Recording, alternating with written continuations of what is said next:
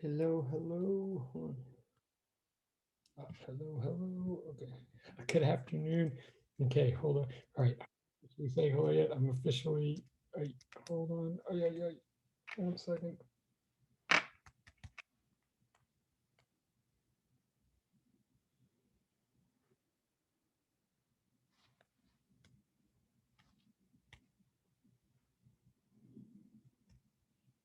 Okay. Hello, hello. Okay, people coming in. Sorry, sorry. Okay. Oh, sorry, sorry. Oh, more people. Sorry. I haven't even. Okay, if you're. No one's missed anything. You've just missed me being late. Hold on. I'm coming. I'm coming. Okay. Oh, and okay. Let's see. Okay. Sorry. Okay. First of all, sorry I'm late. I'm just coming from another um, John Jay meeting that ran over. Um, so good afternoon, Isabella. Hello, Aaliyah. Hello, Rachel. Hello, Amanda. And and good afternoon, Tania. Hello, Ardell. Oh wow, that's cool. You can do that. Good afternoon, Farina. Cool, cool. Okay. Hello, hello. Okay. And hello, everybody else as they come in. Oh, and hello, Cynthia. Awesome, awesome. Okay. Hello, Elijah. Just kidding. Okay. Okay. Oh, yes, we're at the beginning of the end. Okay. First of all, I owe you guys something still, and I haven't forgotten. And I'm constantly revise. Every time I think I'm about to give it to you, then I change things. I'm going to give you, and it will be soon. Hopefully, it'll be tomorrow, and maybe at worst it'll be Friday. But I'm going to give you the rough draft of your final exam, right? And hopefully it'll have solutions in it. Or, I mean, it will have solutions in it. Um, the partly I'm just behind, but partly I keep changing it because I'm trying to make sure that your final exam is just on what we're doing, not anything else. So shortly, like I was hoping it would be today, but it wasn't. But tomorrow or at worst Friday, you'll have essentially the final exam in your possession and you'll have solutions to it. And that will mean that Monday in our last class, this coming Monday in our last class, whatever other agenda items I will have, you will be encouraged to ask me anything you want about that final exam document. And I will also tell you about any updates or revisions or corrections to it. More people are coming. Hold on. Again, essentially what I'm trying to get to you is the document itself. I mean, any updates or revisions I make will be because I find errors or I find something that's not. Oh, right. Okay. Good question. And I will, yes, let me answer. So right. Oh, well, so I'll work backwards on that. And this will be, when I give you this, the detail. So Isabella's question is obviously totally fair and good question. And the detailed written contractual answer to Isabella's question will be in the Google Classroom when I give you this rough draft. But the basic answer to her question is the final exam itself, I'm going to work backwards here, will be due back to me at essentially 11:59 p.m. on May 25th. I believe that's May 25th. Right, Tuesday, May 25th, which I believe is the last day of final exams. And if I'm wrong, please tell me. But so assuming that the last day of official John Jay final exams is the 25th, then your final exam will be due to me. Oh, more people coming on at midnight of, or like right before midnight of that night. It will be administered to you or posted for you a week before, like Tuesday, essentially the first day of finals, the 18th, the week before. That's when so let me say that more slowly. Again, this will be written out in Google Classroom once it's finalized, but your actual final exam will be posted essentially Tuesday, the 18th. Yeah, Tuesday, the 18th. And you'll have that week to work on it in whatever conditions you do and with whomever you do. And then you'll submit it. It'll be due back 11:59 p.m. on Tuesday, the 25th. So basically, you have the final exam week period to do your physics final exam for good or for bad. Now, again, and so the official thing, so let me just say that one more time. So the official thing will be posted Tuesday, the 18th, and you'll have through the 25th to work on it. That's the official thing. And hopefully that does answer that question. Let me know either publicly or privately, like Isabella or anybody else, if that at least temporarily answers that question. Again, I mean, that's an important enough question. I want to put that answer explicitly into Google Classroom so you can all see. But when I'll do that is when I post the rough draft of that document. And again, and that'll be within the next day or two. You'll see the rough draft of your final exam, and hopefully with solutions in the next day or two. And again, I call it the rough draft just so that I can protect myself and say that I could still make updates or revisions or corrections or possibly shorten it as the case may be, up until our last class on Monday. But you'll have that rough draft so that you can ask me questions on Monday in class. This coming Monday. So does that so this is to anybody, to Isabella or anybody else. Does that sort of make sense? I mean, great. Okay, cool. Okay. Thank you. Great. Okay. Thank you. And I'll tell you right now too, wait, but I'm worried that Isabella didn't answer. Wait, does it make sense, Isabella? Well, all right. I'm going to assume it does until otherwise. Okay. Because that is a really important question, but okay.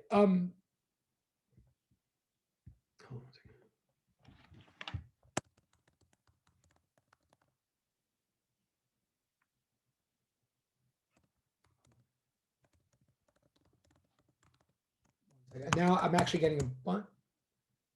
Oh, okay. Okay, great. Okay. So I'm actually getting a bunch of things in the private chat. Just give me one second. They're all important. Give me 1 second. Okay.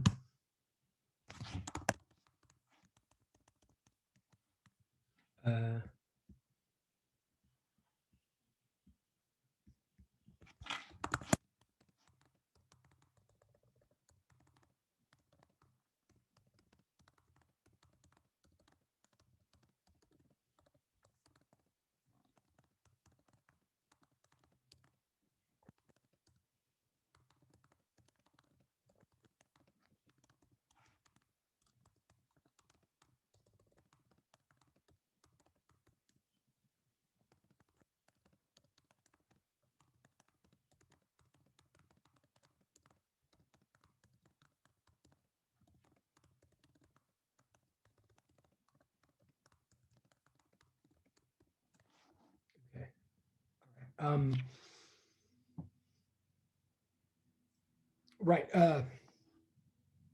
Yes. Okay. So no, great. Okay. And I appreciate, and I think you all, again, I know we're getting to the wire. I think all semester you guys have been great about the chat, both public and private. And I appreciate it. And let's keep it going. Like, if there are issues, definitely let me know in the private chat. And then if we have to deal with them further on the side, we will. But okay, cool. Okay, but so now let me say, all right. So what I'm going to try to do today is what I tried to do in the other class today.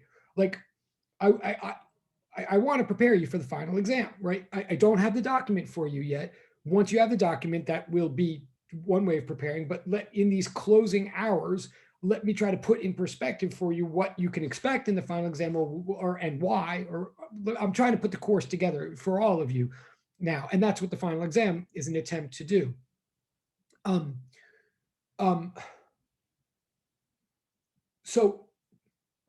Okay, so two things. One, we've been obsessing in lecture. We've been obsessing a lot about the Doppler effect, and I keep promising you that a big portion of the final exam will be a Doppler effect problem or a multi-parted Doppler effect problem. In a moment or two, I'm going to remind you exactly what I mean by that. And again, hopefully you see that any given part of the Doppler effect analysis is not mathematically crazy. It's not nearly as mathematically crazy as some other things we've done in this course, but there are a lot of pieces to the Doppler effect, and they do come together to make a large conceptual point that I want to be in your heads as you leave physics. So I'm going to try to remind you of that today, and I'm going to try to warn you how I'll ask it on the final, and you'll be asked about it on the final. But let me also, so we're going to get back to the Doppler effect again, believe it or not, in a couple of minutes. But let me also address something that's been going on in the lab all this time that might seem totally unrelated to you. I mean, it probably is seemingly unrelated to you. In the lab, you've been dealing, I believe, recently, and actually you should correct me if I'm wrong about this, but you've been dealing with circuits to some extent, obviously in simulations in Zoom, but with Professor Wu.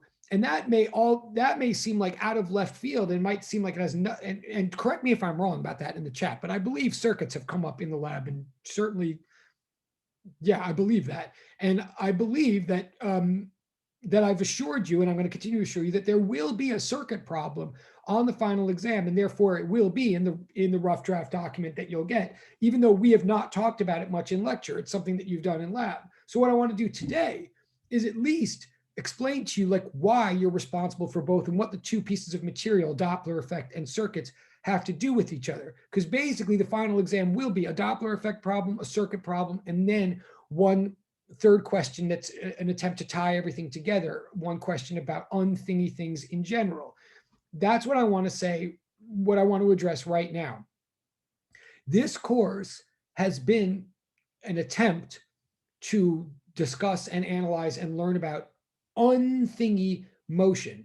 Obviously, that's not a technical term. That's our term. The technical term might be that, well, the technical terms are these. Physics 203, or Physics 1, if you like, was about trajectories of particles. Physics 203 was about things, particles, moving through time and space. Physics 204, whatever you want to call it, is about propagation of pulses. Physics 204 is, in other words, oops, someone's here. Sorry. Physics 204 is about motion through time and space, just like Physics 203 was. Physics 204 is ultimately about the same practices and principles that underlie motion through time and space. But Physics 204 is ultimately not about the motion of discrete objects. No problem. Awesome. Thank you. Hello. Whereas Physics 203 was about the motion of discrete, countable, identifiable, separable objects, i.e. particles, through time and space.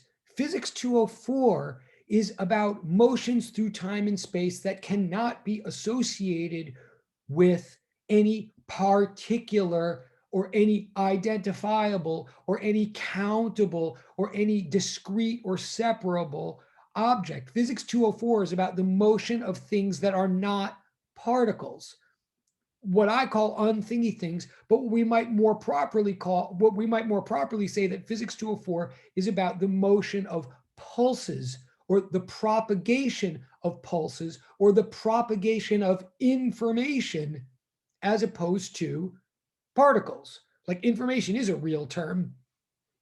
And that's what all of this, one of the reasons all the math got so heavy at one point in the course, one of the reasons the math got so abstract is the kind of motions that we're looking at here are abstract. They are real, they are measurable, they are predictable, they are analyzable and ultimately controllable, but they are abstract, i.e. immaterial, nonetheless. For example, the thing that we keep obsessing about in class, and that I will go back to in a moment. Sorry, just checking the chat. Okay. For example, sound, right? And I know I say this over and over again, but I really want you to see like where all the math is going or what the math is all about. The thing about sound is real, right? Like if I shout, you eventually do hear it. And not only is it real, but it's quantitatively observable, measurable, analyzable, and predictable and controllable, right? Sound travels through the air at 340 meters per second relative to the air.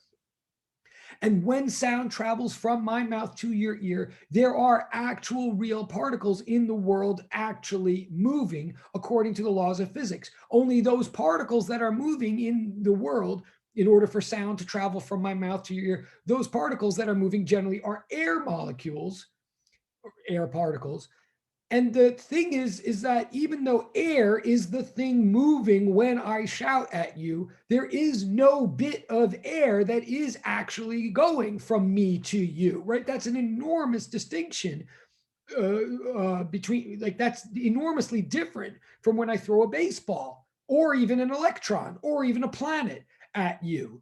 Like, when sound travels from me to you, something is traveling from me to you, but no thing is traveling from me to you, right?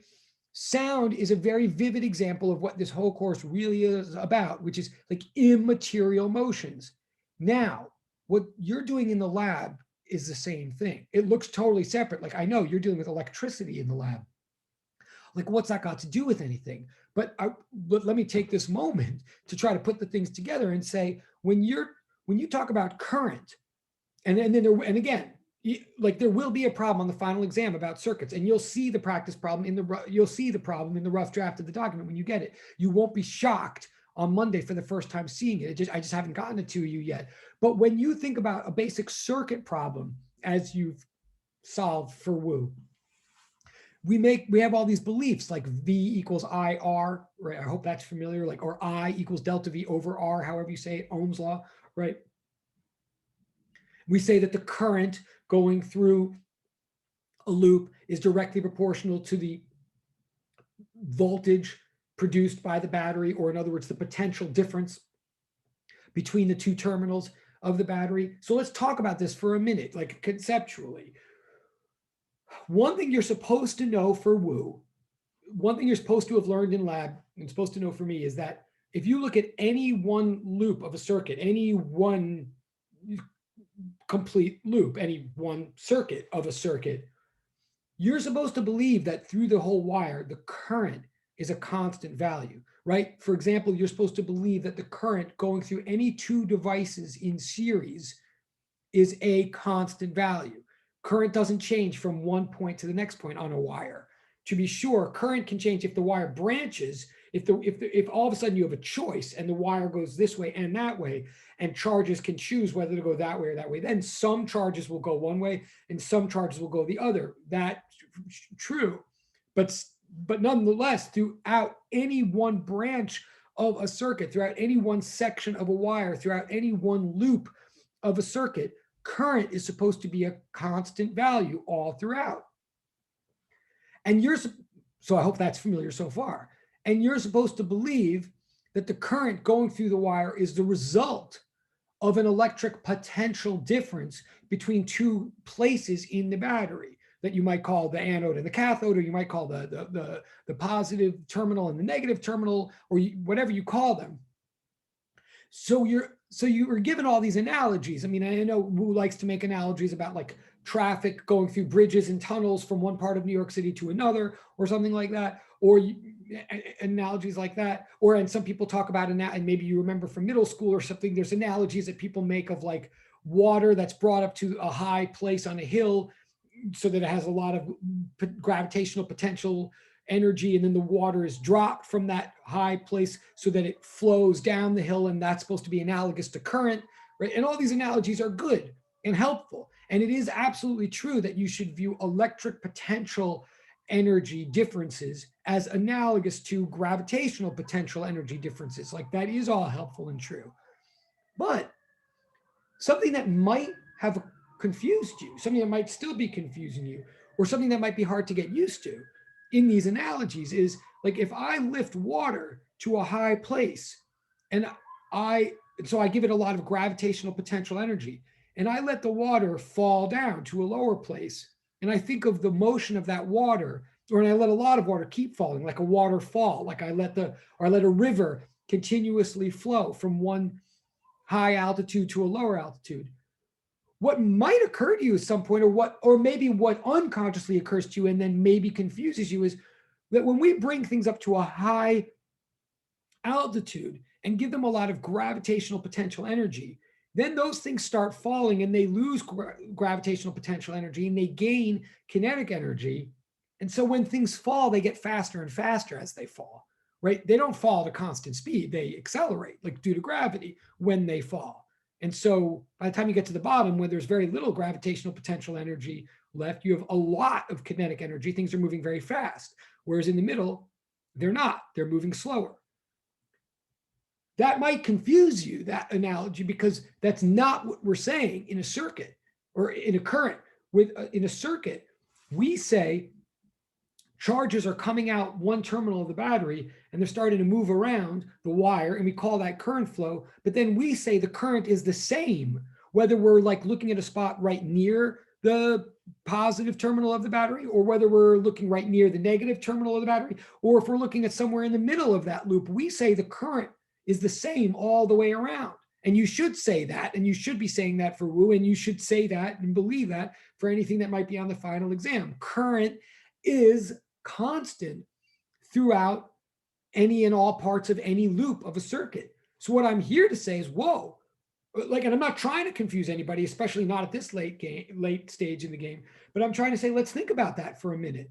Let's, like, it's weird maybe that we're saying electrical current, like the flow of electrons remains constant throughout a journey. How is that possible or analogous to anything else we've ever looked at before? Like, how could that be? You might say, reasonably say, or you might even have a hard time like dealing with current if we haven't addressed that. So here's the answer. Here's why we can believe. So again, just for anybody who's tuning in, and I'm sort of intentionally not writing this down right now.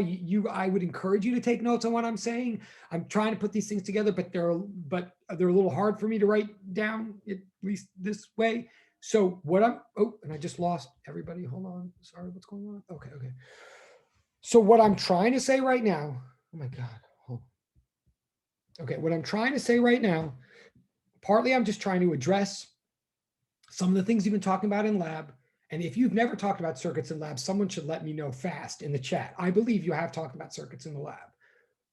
And if I'm wrong, I need to know that because it would, but assuming that you, okay, thank you. I totally appreciate that. That's actually a big relief. And thank you for listening. Okay, so assuming you've been, so given that, and given that they are on your final exam, but you haven't had a lot of practice during lecture, okay, and they're not going to be hard, and you will see in advance what it'll look like, but current is supposed to be one given value throughout an entire loop of a circuit. And we're supposed to believe that current has something to do with electrons flowing around a wire because there was a whole bunch of extra electrons in one spot and a whole bunch of missing electrons or extra protons in another spot. So these electrons are like attracted to those protons and they're like falling toward them, much in the way that a bit of water is attracted to a ground, to the center of the earth, and falls down, right? So the question I'm trying to address right here is how then, if that analogy makes any sense at all, or if we're supposed to believe that electrons are being pulled to other protons, why are they all moving at a constant speed? Why can we, and I'm not asking you, I'm just saying I'm about to answer it. But the question at hand is, how is it that we can be so confident and say that current over here is the same as current over there, as over there, as over there? Here's the answer. Because we don't actually believe for a minute that any one given electron is making any kind of journey at all from the negative terminal of the battery over to the positive terminal of the battery, nor do we believe that any one proton is making a journey from the positive terminal of the battery over to the negative terminal of the battery. We talk about electrons moving all the time. We talk about them flowing, but what we're really talking about is them flowing. We do not think, nor do we want you to think, that individual electrons are making a journey around this whole wire. No individual electron will ever make it around the whole wire, or if it does, it's a freak accident, and it's an incredibly long journey for an electron to make. Electrons do not go, no individual electron goes around the whole wire any more realistically than any individual air molecule goes from my mouth to your ears when I, right, wait, I think I just saw in the chat, hold on. Oh, right. Well, so someone just asked, okay, so this is a great question in the chat. I'm not going to read the person's name because it's a private chat, but I'm going to read the question because it's a great question and I'm going to answer it. So someone, and it also shows that you're totally paying attention. So thank you. So someone just wrote in the chat, well, so how do they propagate the current or the energy if they're not moving? They meaning the electrons.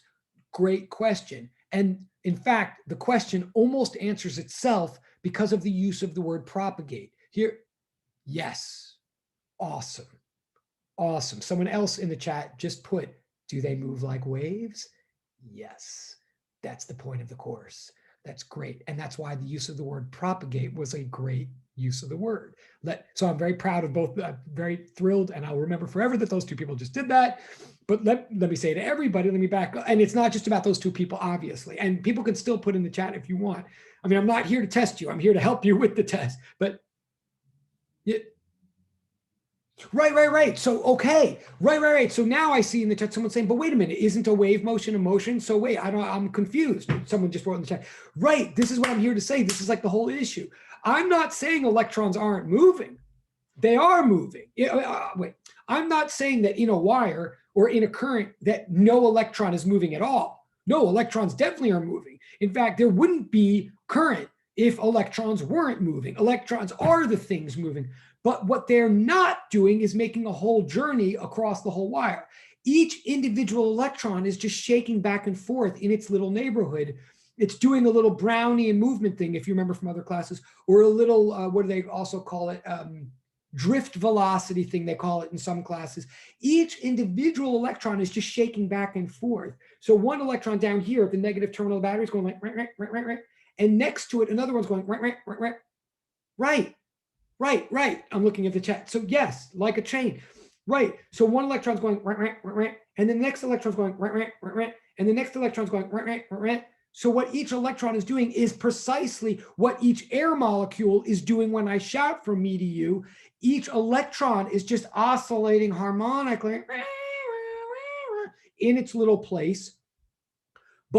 And so what we have is a whole collection of oscillations, each one of which is identical to the next, but staggered in phase. Like this electron's going like this electron's going like this, but the second one has a little head start or a little delay compared to the first, and the third has a little delay or head start, whatever you want to say, compared to the second, just like air molecules do when I shout from me to you. What a current really is a compression wave of charges. In other words, there's a pulse. In other words, what are electrons in a wire? They're not the things moving. They are the medium through which a pulse is propagating.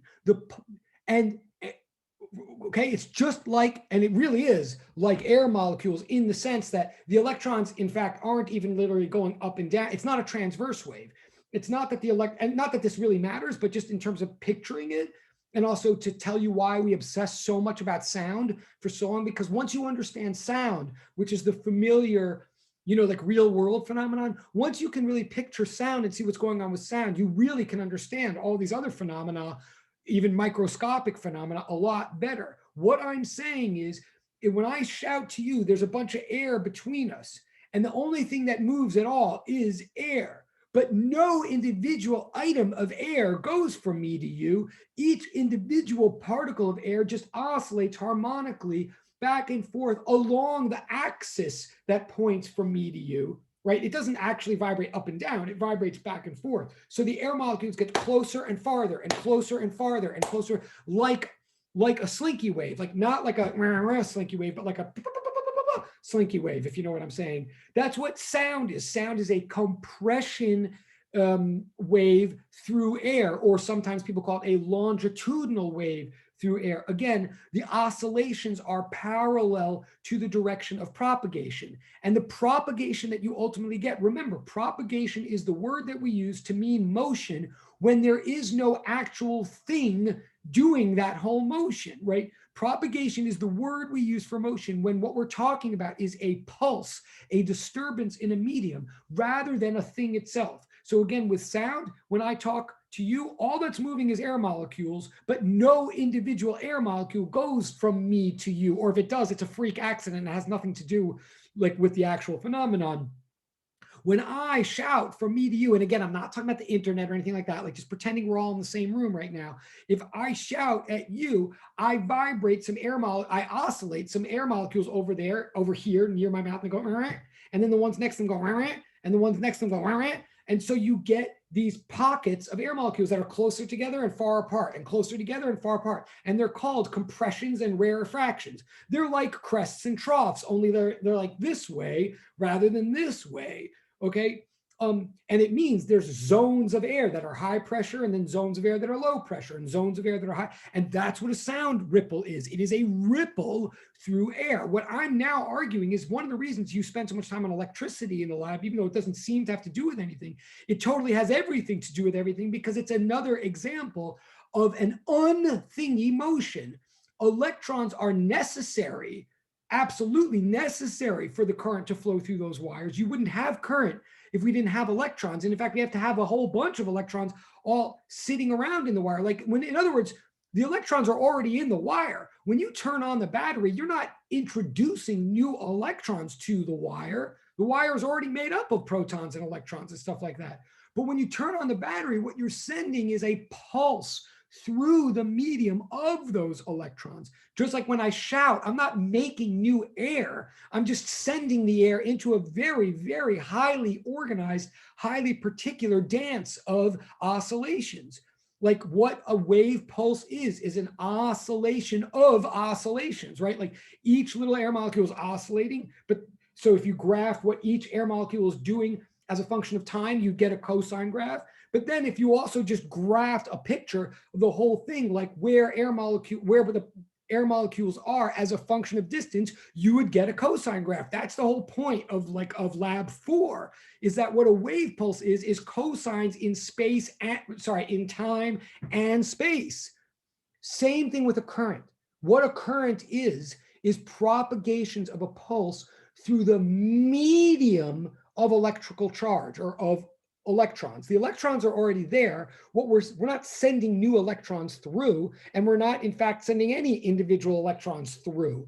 We're sending a pulse through electrons. And why I'm saying all that, well, partly to show you how everything unites in the course, but also I'm saying that once you see that, or if you believe that, or if you can picture that, it suddenly makes a lot more sense why we call the current a constant value. Because remember, the big lesson of all the hard math you did with the wave equation, the big punchline was supposed to be that once you have a wave pulse, it necessarily travels at one and only one given constant speed relative to the medium. Like all this Doppler effect stuff we're doing is all premised on the idea that when I shout, the sound that comes out of my mouth is all of a sudden is traveling at a certain speed that is fixed by the air. It's not fixed by my mouth, it's fixed by the air. And unless you move the air, or unless you move relative to the air, or unless you change the quality of the air, that pulse is going to remain fixed at an unaccelerated and reliable and measurable and predictable speed. That's what current is. Current is just a propagation through a medium, and it's a pulse propagating through a medium, and pulses propagate at speeds that are constant relative to their medium. Hence, current is a constant throughout the wire. And that's one of the reasons we love it so much. Like, we're talking about really microscopic entities here, these little electrons. We're not kidding ourselves that we know what's happening with any individual electron. In fact, science is so advanced at this point that we actually know that we don't know what's happening with any individual electron. I mean, you've heard of like Heisenberg's uncertainty principle and all that, and that's real stuff. We don't freaking know what one electron is doing. What we know statistically is what's happening as an overall phenomenon. And that overall phenomenon is called a pulse, or is called current. Okay, so number one, whether you talk about electrical current, like whether you solve a problem with electrical current on the final exam, or you solve a Doppler effect problem, either way, what we're asking you to be thinking about and recognizing that you're doing is you are analyzing, calculating, and predicting motions through time and space that are not of things. Current flows from the positive terminal of the battery to the negative. Current flows from the battery through your light bulb and back to the battery, and the light bulb goes on. It's like as real and practical as can be. Current was here, now it's there. The light bulb freaking goes on, right? And we talk about current as being the flow of electrical charges. But don't think for a minute that there's any one individual anything.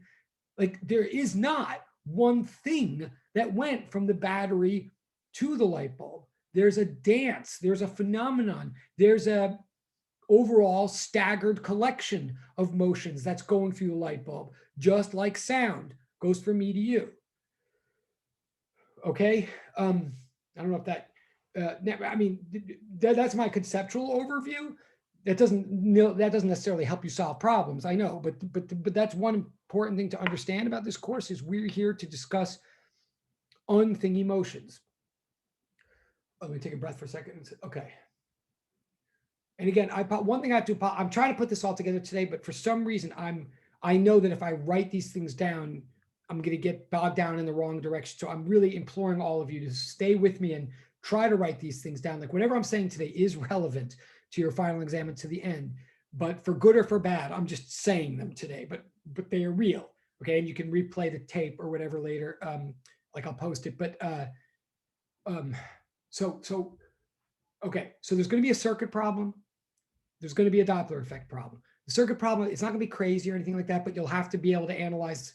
And I can tell you right now, the circuit problem, like you'll be given a battery, a wire, and probably like 3 resistors or 4 resistors, a couple of which will be in parallel and a couple of which will be in series. And you'll have to figure out the current and the potential difference at every spot in the circuit. Like in other words, the circuit problem will make sure that you understand how to figure out currents and potential difference in parallel situations and in series situations. Like you do have to know that, and you'll see that in the thing.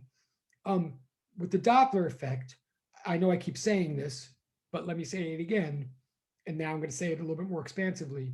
With the Doppler effect, you got to know that with the Doppler effect, there's always a source, there's always a receiver. The source sends a wave to the receiver. And if the source and the receiver were just sitting still in the medium, then whatever the frequency of the wave was measured by the source would be the frequency of the wave as measured by the receiver. But, so that's like normal, like wave transmission. Waves have frequencies and wavelengths and speeds. And if I'm sitting around in a medium and I send you a wave and you're sitting around the medium, you get the wave. And whatever I say the frequency is, you say the frequency is. And whatever I say the speed is, you definitely say what the speed is. And whatever the speed is of that wave will be fixed by the medium. Like that's, okay, that's wave motion. The Doppler effect comes into play, as I hope you kind of know at this point. The Doppler effect comes into play if either the source or the receiver moves relative to the medium, right? If either the receiver's like move, so if we're talking about sound, if the receiver's like moving through the air, or if the source is moving through the air, then still, no matter what, the speed of the wave will be the speed of the wave relative to the medium. But if one of us now is moving relative to the medium, then one of us is going to observe the speed of that wave to be something different, and therefore different from the other person and different from what it normally is. And therefore, one of us is going to observe a different and measure a frequency that's different from what the other one of us measures. Let me say that more slowly. In other words, the Doppler effect occurs, and again, I almost hope I'm being redundant at this point, and I won't be redundant in a couple of minutes, but just to remind you, the Doppler effect occurs if either the source or the receiver of some wave is moving relative to the medium for that wave. When such a thing occurs, when either the source or the receiver moves relative to the medium, then the source and the receiver will disagree on the frequency of that wave. That is the Doppler effect. The fact that the source and the receiver will get 2 different frequency measurements for the same wave if they are in 2 different reference frames. And like everything else with reference frames and relativity in physics, both of them will be correct in their reference frame, right? So the Doppler effect is like if I send a 440 hertz frequency, like a middle A on a piano to you, but you're running toward me while I sent it, or I'm running toward you while I sent it, then you're not going to receive a 440 frequency. You're not going to receive a middle A. You're going to receive, if I'm running toward you or you're running toward me, you'll receive something higher than 440, like 490, like an A sharp. And you'll be right in your reference frame, and I'll be right in my reference frame. We're both right in our reference frames. And if we both have tape recorders, both our tape recorders will reveal the difference. That's the general thing of the Doppler effect. Now, computationally, first of all, I'm saying that on the final exam, you have, and you'll see this, but I hope you're getting used to this at this point. On the final exam, you have to be able to, if I give you the source frequency and I give you what kind, if I give you the source frequency and the other basic given parameters, like the speed of the wave relative to the medium, etc. If I give you the source frequency and I give you the motion of either the source or the receiver relative to the medium, then you're going to solve for the received frequency, right? That's your job on the final exam with a Doppler effect problem. I tell you the frequency as measured by the source, you're going to solve for the frequency as measured by the receiver.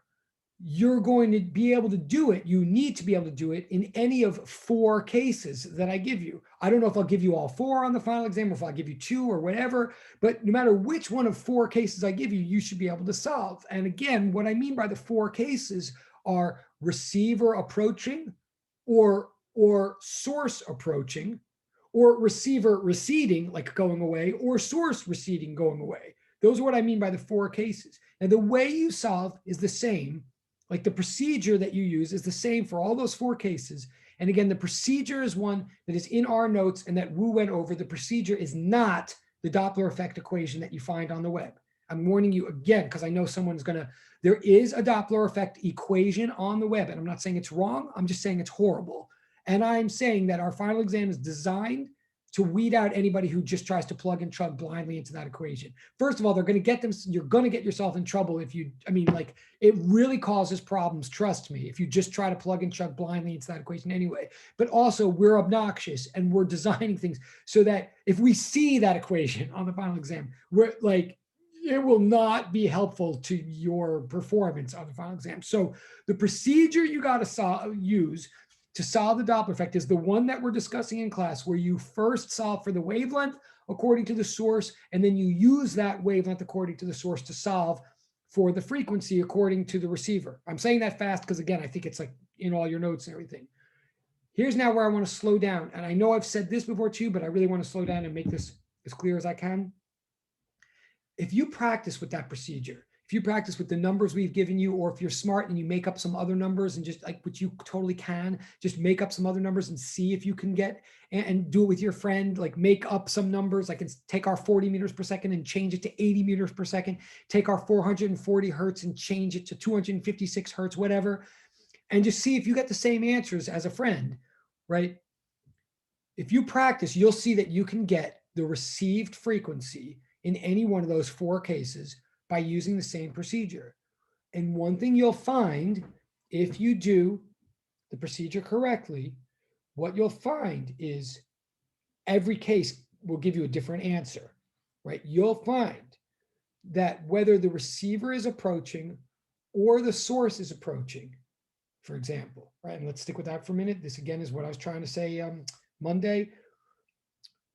So I'm talking about approach right now. Everything I'm about to say about approach could equivalently be said about receding, but let's talk about approach. If the source is approaching, then the received frequency will be higher than the source frequency. I'll say that again. And you should know this, this should intuitively, maybe not now, but by the time you study and everything, if a source is running in toward a receiver while it makes a wave, then what will be received is a higher frequency than what was sent. Similarly, if the receiver is moving in, approaching, while waves are coming in, then what is received will be of higher frequency than what was sent. Again, that's and to understand, why I say you should know that even without running the numbers is picture yourself at the beach. What I'm saying that when I'm talking about approach, I don't care which thing is approaching. If you were at the beach and waves were coming in, if you ran into those waves while they were coming in, they would hit you in the face more often, more frequently than if you just stood there. Okay. And similarly, if the boat making the waves or whatever, the rock making the waves was coming in while it made the waves, those waves would hit you, the receiver, more frequently than the rate at which they were sent. And both people would be right? Whichever one's easier to picture. But qualitatively, both of those lead to the same thing. If things are coming in toward each other while waves are being exchanged, then the received frequency will be higher than the source frequency in both approach cases. But here's the big catch.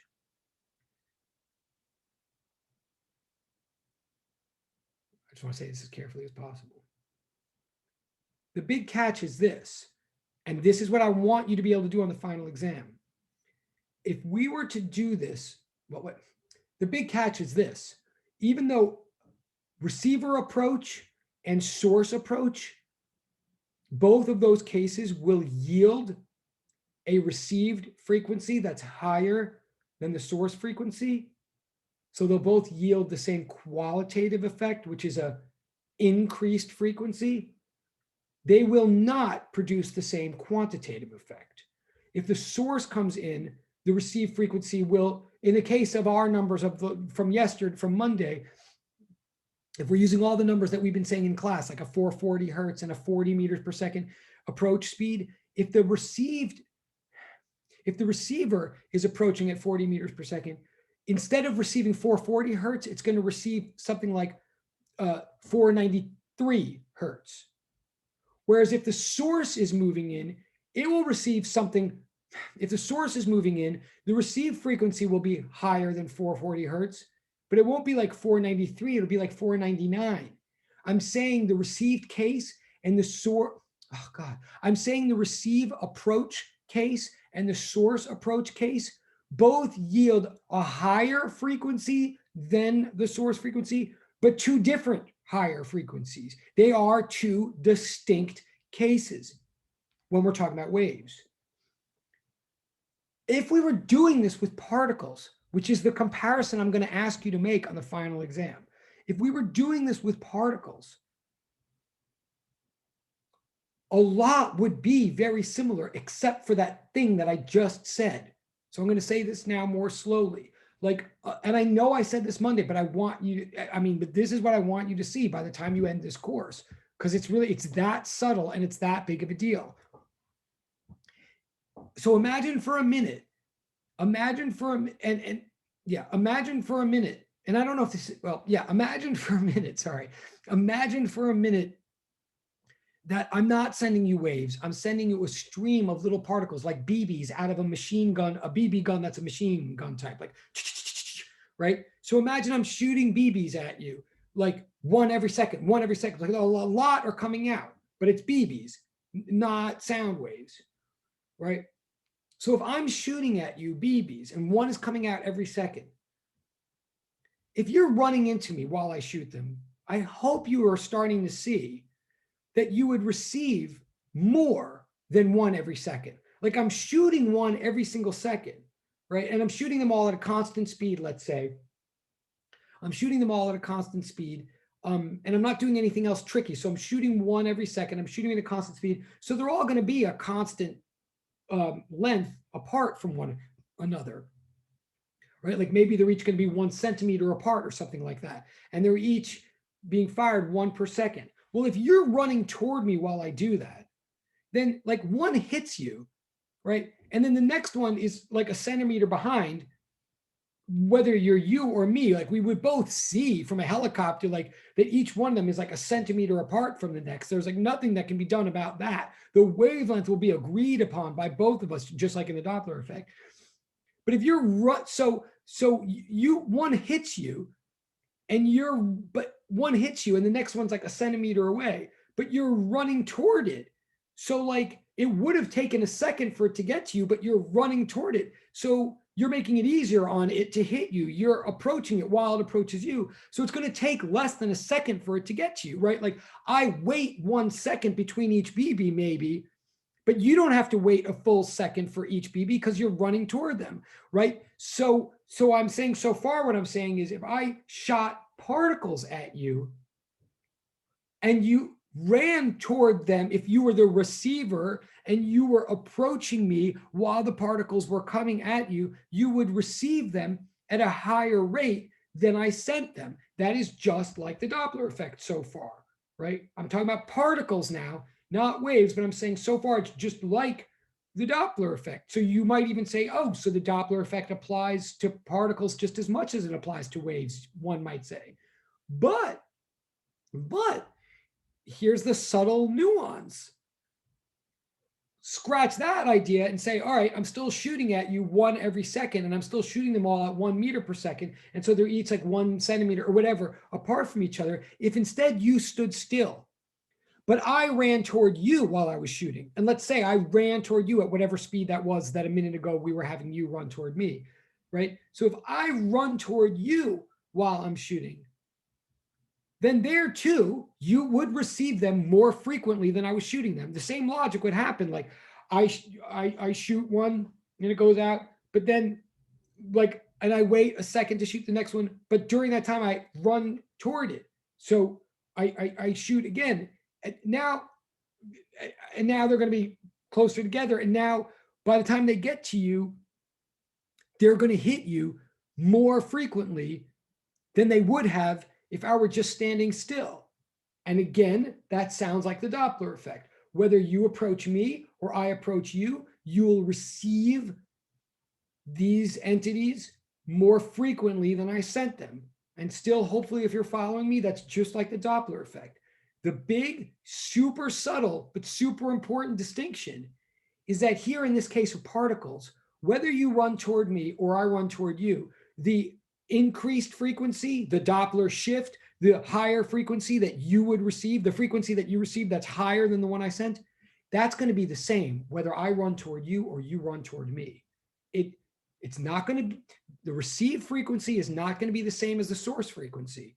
But whether or not, whether the source approaches or the receiver approaches, either way, the new frequency that is received will be the same either way. In other words, if it was 492 BBs per second in the case of receiver approach, then it will be 492 BBs per second in the case of source approach. There's no difference between the two with BBs. And this is why technically it's not called a Doppler effect, even though there is an effect, but it's not a Doppler effect. Because whether I move toward you or you move toward me, we're literally going to get the same phenomenon, the same increased frequency either way. Kind of like we were saying Monday, if the BBs each are going 100 meters per second, whether I run toward you at 2 meters per second or you run toward me at 2 meters per second, either way, you're going to get each BB at 102 meters per second and a corresponding frequency. You're going to get either way, whether I run toward you or you run toward me. That is what is not true of waves. And by the way, that is the very subtle thing that you can't see with the equation that's all over the web for the Doppler effect, which is one of the reasons we don't like it. Okay. And this is the thing I want you to be able to see. And the comparing. So to back up more, I'm saying to really understand a Doppler effect problem, the first level is you want to see that we're asking you to be able to compare and contrast 4 cases of the Doppler effect: receiver approach, receiver approach, source approach, receiver recede, source recede.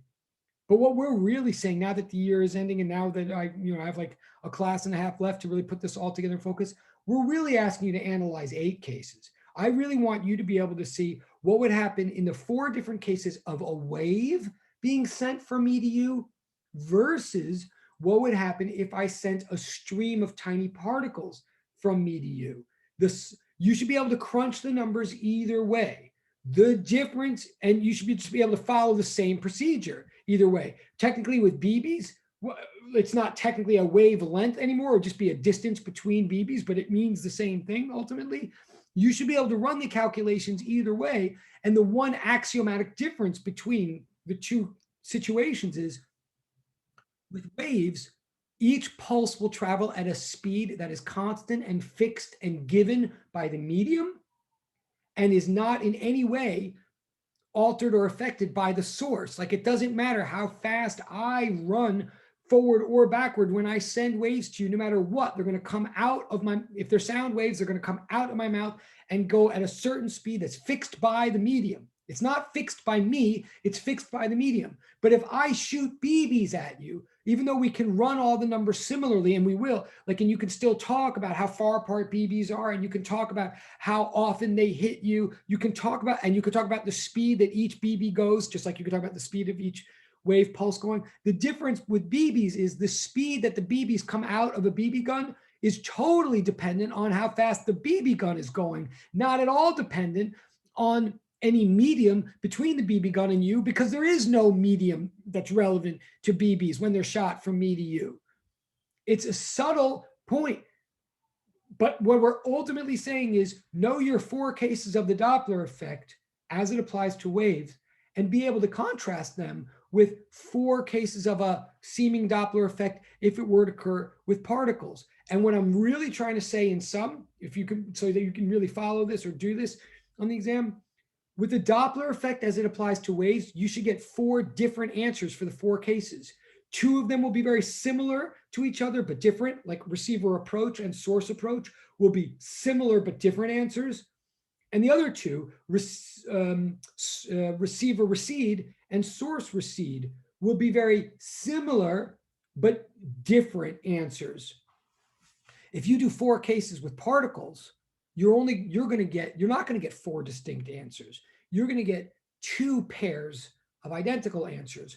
Receiver approach and source approach will yield the same answer, and receiver recede and source recede will yield the same answer. This maybe sounds like a lot, but it isn't. Well, it is a lot of importance. It's not a lot of calculations as it might sound. I'll just say it one more time. Doppler effect in the 4 cases of a wave will yield 4 different answers. Doppler effect in the 4 cases of particles would yield 2 pairs of identical answers. Why do I care about this so much? Okay, and again, I hopefully you sort of understand the concept I'm saying. What I'm really ultimately saying is this is a major way to test the difference between particle motions and wave motions, which really ultimately is the difference between physics 203 and physics 204. And I've got like 17 minutes left to put this together. But if you get it conceptually good, if you're thinking, all right, I think I get what he's saying, but I do not see how this pans out in any concrete calculational way. Well, that's what you will see when I get you the document and you'll practice. But the only thing you need to see in the document is how I make the comparison to particles. But you've been doing this over and over again in class for waves. Hopefully the one thing you're seeing in class in your calculations is when the receiver approaches, the receiver gets one frequency that's higher than the source frequency. And when the source approaches, we get a different frequency that is higher than the source frequency, but different. I'll just leave that as it, but you'll see when you do it in a document. Now, why do I care so much? Like, why is this such a big deal? And what I'm going to say now, again, like somehow I am going to ask you about this in the final exam. Try to take notes on this if you can. Again, you'll see it more concretely in the document, but I'm going to talk here for like 17 minutes. And again, I'll answer more concrete questions and stuff on Monday when we close down the shop. But look, you may have heard, I think you probably have many times in your life as scientists, in other science classes, at John Jay, in science classes in high school, maybe in middle school, I think you've heard many times in your life, is light a particle or is light a wave? You may have heard something like, throughout history, sometimes people said light was a particle and then other people said it was a wave, and it went back and forth in history. Like Euclid thought it was a particle, or Euclid thought it was a wave, then Newton thought it was a particle, but then Hooke thought it was a wave, and then Einstein thought it was a particle. And then you might have heard, as I heard in college many times, you might have heard, well, it turns out in the 20th century, due to the advent of quantum mechanics, the big answer that blows all of our minds is, oh my God, light is both a particle and a wave. Like you may have heard something like this. And you may have even heard it said as though that's like an exciting, confusing, interesting thing. Okay, it is an exciting, interesting thing. But let me take whatever 15 minutes left I have to tell you, look, I think this is a very big deal. I do. I'm a physics guy. I think this is an enormous question, this whole business of light being a particle or a wave. And I think quantum mechanics is an enormously fabulous, mind-blowing thing. But let me tell you, even when, or especially when I was a physics major, undergrad in college, and I heard about this all the time. Is light a particle or is it a wave? Is light a particle or is it a wave? Oh, it's both. It's a wavicle. Doesn't that blow your mind, Yaverbaum? Doesn't it? Oh my God, it's both. Aren't you blown away? Yeah, I was not blown away any more than you might not be blown away. You might be bored to tears or sick of hearing of this whole thing of light is a particle or it's a wave, light is a particle and it's a wave. You may be very sick of that, or you may, and I was very sick of it very quickly. I thought it was really stupid. And you might also think that every time they bring this up somehow in other classes, or even in this class, you may be thinking that somehow this is all some big dodge, like somehow every time they bring it up and then they ultimately say, well, thanks to quantum mechanics, which we're never going to explain in these classes, it turns out that you just have to deal with the fact that light is a wave and it's a particle. So just deal with that. And here's Schrodinger's equation and let's move on. Or like, and that sort of will happen in PChem. And I love your PChem professor, so it's not about your professor, but that can be very, very unsatisfying and annoying. It certainly was to me. It's particularly unsatisfying and annoying when everybody keeps telling you it's a really big deal and you don't see what the big deal is. So I want to take 15 minutes to tell you why I do now think it's a big deal, even though I totally hated it when I was a student. First, and it is the point of this course ultimately. Okay, first of all, why I thought it was so annoying. So bear with me. If you don't think it's annoying, good. I don't want to make you think it's annoying or confusing, but here's why I always thought that this whole business of light being a particle or a wave was super annoying. The reason I thought it was annoying was, to me, it sounded like people were saying, and it does sound like this. To me, it sounded like people were saying, at one period in history, people thought light was vanilla. And then in another period in history, people thought light was chocolate. Like, I know they weren't literally saying that, but it sounded like they were just saying, first they thought it was in one category, then they thought it was in another category, then they thought it was in the other category, then they thought, right? So to me, equivalently, if you'll bear with me for a minute, what that sounded to me like, first we thought light was like vanilla-ish. Then we thought light was like chocolate-ish. Then we thought it was vanilla-ish again. Then we thought it was chocolate again. And then we found out the truly mind-boggling, wacky conclusion that in fact, light is a swirl of vanilla and chocolate. Can you dig it? I know. Isn't your mind blown? Now here's some crazy equations to embrace that, and now just memorize them and move on. And I was like, that is so stupid. That is so incredibly stupid. I can't even believe it. Like, first of all, what I thought was, why are scientists so arrogant as to constantly think that the only two categories they ever thought of are the only two categories that something could be? Like, why does it have to be vanilla or chocolate? Like, why didn't ever anybody even remotely suggest it might be strawberry? And again, I'm not trying to be silly, but I really did think like, it's a wave, it's a particle, it's a wave, it's a particle. What I thought in my brain was, who says it has to be one or the other? Like, where did you come up with these two categories? And just because they're the only two categories that you've ever noticed in the lab or whatever, just because you've only noticed or discovered particles and waves so far, who says it has to? I mean, that's like saying, is a horse, I don't even know, I already made a bad analogy, but like, just because you've only discovered these two categories, waves and particles, why are you scientists, why are you so arrogant as to think that it couldn't possibly fit into some third category that you haven't discovered yet? Like, what are you? And second of all, when finally the big answer was supposed to be, guess what? It's actually both. I was like, that is your big reveal? Like, it took us all the way to Einstein or to like advanced technology or whatever to realize it could be both? Like, are you kidding me? If you hadn't said all of this, if it had gone back and forth in history between wave and particle, like, why didn't, again, if it had gone back vanilla, chocolate, how is it that no one ever thought until like you took the big, like Einstein's a genius for, or whoever, like Bohr, Schrodinger was a genius because he said like that something could be chocolate and vanilla? Like, are you kidding me? Why did nobody think of that before? How, I mean, if it, especially if it is true, and if that's the big reveal, what is the big reveal about that? That is honestly what I thought. And I don't think that's stupid for me to have thought that. Like, I don't think I'm a dumb guy. So if you have ever thought anything like that, if you're like, what is this particle wave, big Yahoo? Like, if it's such a big deal, and if it turns out that light is both, like, why are we still talking about this? So fine, it's both. It's a vanilla chocolate swirl. Can we move on? Okay. I mean, and again, if you're thinking anything like that, like, yay, like you should be thinking that critically because we are supposed to be scientists here. But let me tell you what it turned, after years and years of trying to teach this and sort this through and years of working through quantum mechanics, I finally did start to sink in with me what everybody was talking about and why this is a big deal. And it's kind of like what the purpose of this course is supposed to be. The first thing is, right, it's not the case that we've only discovered two categories that things could be in, and that there couldn't possibly be a third category. That's not the deal.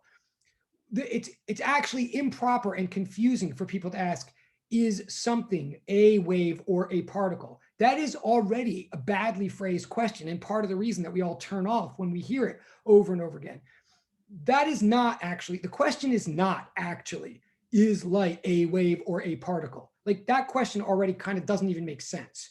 Let's talk about sound for a minute, or let's talk about anything, or electrical current or whatever in this course. And I am watching the time, believe me, and this is all relevant to your final exam, I promise. How I'm going to ask you is one of the reasons I haven't put out the document yet, but I promise if you can follow this, then you're in good position for the final exam. Let's look at sound for a second. The thing that we've taken, we did all of this math and all of this painstaking labor, harmonic oscillation and differential equations, all the stuff to finally picture sound as it travels from my mouth to your ears.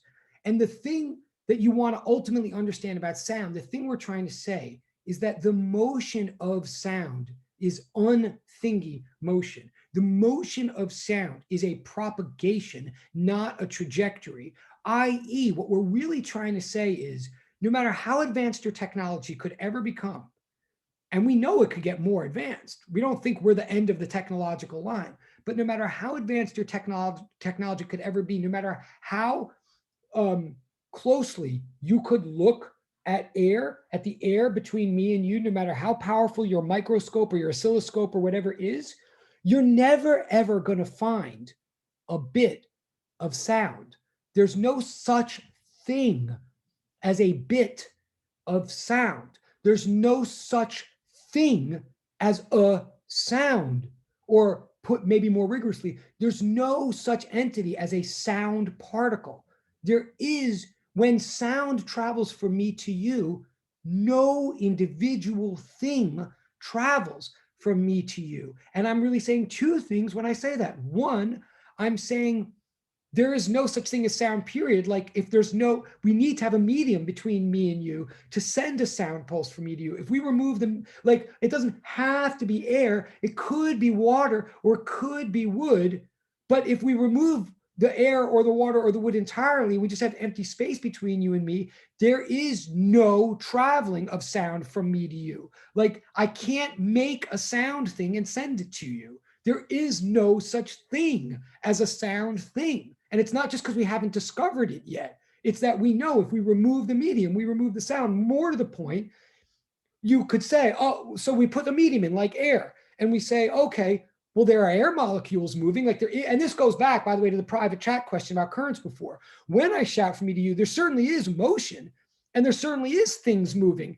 Generally speaking, it would be air molecules that are moving. Air molecules are things that are actually moving. But here's the deal. First of all, air is not sound because you can have air without sound. Also, air is not sound because you could have sound without air. We could have put water in. It's nothing special about air that there's no air molecule that is a sound molecule. It's that as long as you arrange the air in this really special, incredibly, and I know there's 5 minutes left, but the deal is, like, picture a whole bunch of air molecules between you and me that all of a sudden go into this incredibly precise dance, right? So precise that we had to deal with second order partial differential equations in order to even capture this dance. And this dance is what I call the collection of staggered oscillators dance, right? We put a bunch of air molecules between you and me, and now we can at least allow for sound, but we haven't made sound until one air molecule goes like this in a cosinusoidal fashion, and then the next air molecule goes like this in a cosinusoidal fashion, and this cosine has to be cosinusoidally related to that cosine, right?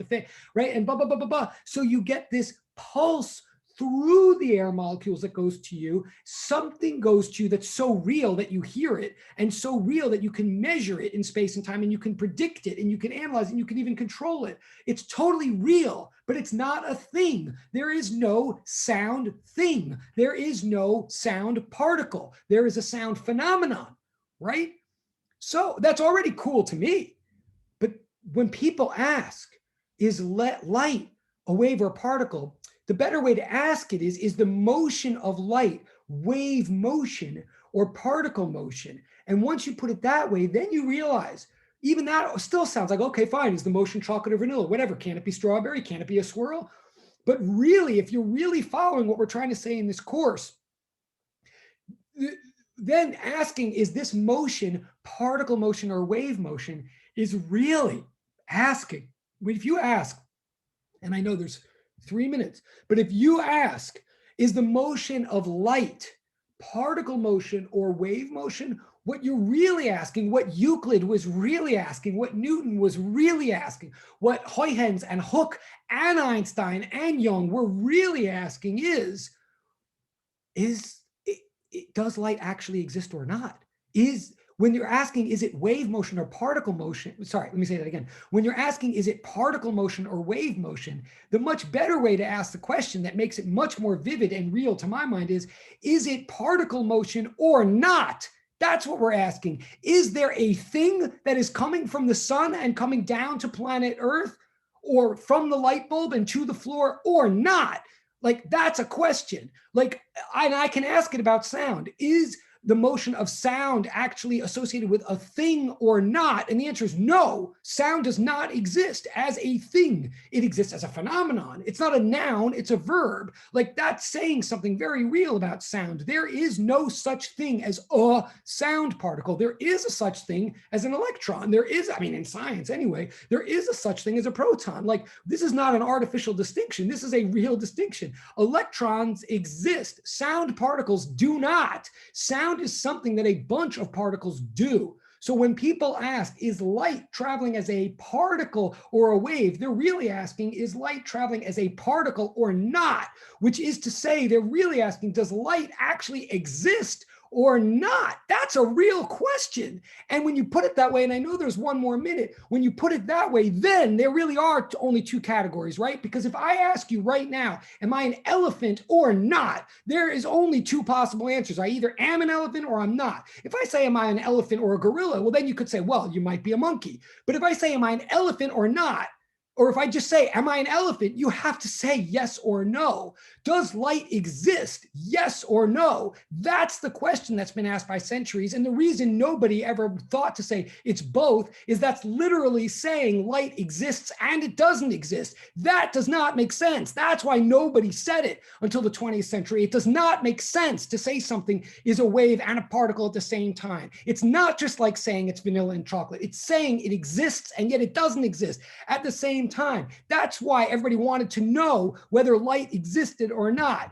And it gets really, really hard to know whether things exist or not when they're so small we can barely see them. So one way to know whether things exist or not is to send a whole stream of them through either two slits or from a source to a receiver and see if they freaking undergo a Doppler effect or not. That's why I care about the Doppler effect so much, because it's actually a test of whether, not just whether things are waves or particles, it's a test of whether things actually exist or not.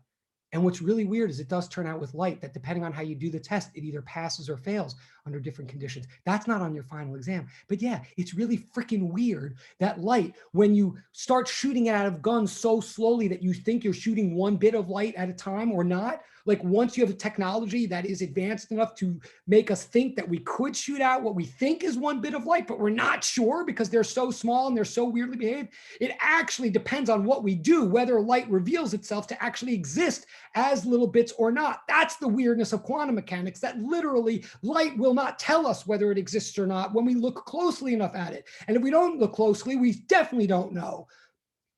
So you got to know the Doppler effect, because you got to be able to know whether light is a wave or a particle. I'm not saying whether it's one or the other. I'll just say this, like I said Monday, if light does travel like a wave, or when light travels like a wave, which it does seem to sometimes, like from stars, then it turns out that starlight undergoes a Doppler shift and makes us realize that all stars in general seem to be moving away from us at all times, not sitting still and not moving toward us, but moving away from us. Therefore, we infer that the universe is expanding, which is another really, really weird thing to infer, because expanding means to get bigger and to take up more space and to take up more of the surrounding container. But what the hell is the surrounding container for the universe? To say all of space and all of time is expanding is to say that space is taking up more space. What the heck does that mean? We would never believe that at all were it not for the fact that starlight seems sometimes to act like waves and sometimes to undergo a Doppler shift toward the red end of the spectrum. So we say the universe is expanding. That's why this stuff is important. I'm not going to ask you all that in the final exam, but I want you to get that point. I'm going to leave now.